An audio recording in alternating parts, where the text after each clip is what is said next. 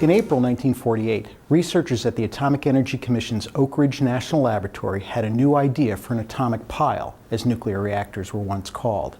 They proposed a poor man's pile, a small research reactor so simple and inexpensive that universities could buy one for scholars and students. I'm Tom Wellock, historian at the Nuclear Regulatory Commission. It's been more than 60 years since the United States touted research reactors as a peaceful counterpoint to nuclear weapons. The AEC avidly promoted research reactors to jumpstart a civilian industry at home and to cultivate allies abroad through Dwight Eisenhower's Atoms for Peace program. This is the first of a series of videos highlighting the promise and unique safety challenges of research reactors. In this video, we look at some of their achievements. As the nation's first civilian-owned reactors, they broke down military secrecy and demonstrated the atom's peaceful potential for education, medicine, research, and industry.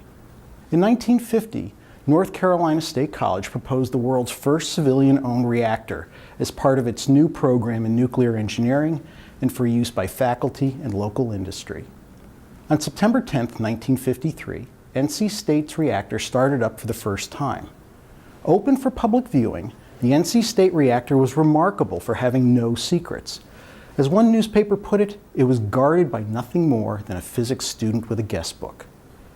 In 1955, Oak Ridge's poor man's pile became a reality when its inexpensive swimming pool reactor made a dazzling debut in Geneva, Switzerland, at the first international conference on the peaceful uses of nuclear energy.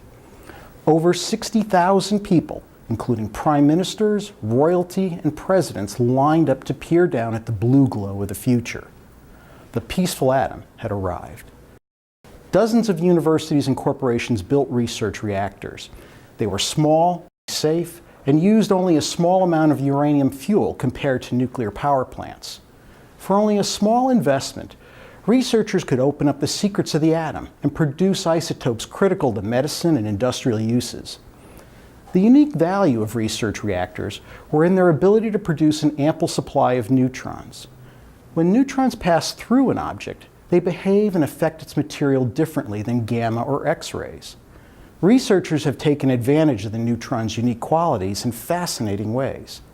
For example, early research revealed that neutrons could be used for radiography. Like X-rays, scientists could take a picture of what happened as neutrons passed through an object. Unlike X-rays, neutrons could make useful images of lighter elements that X-rays can't. By the 1960s, corporations began offering commercial neutron radiography services for imaging plastics, lead, gunpowder, and even the flow of automobile transmission fluid.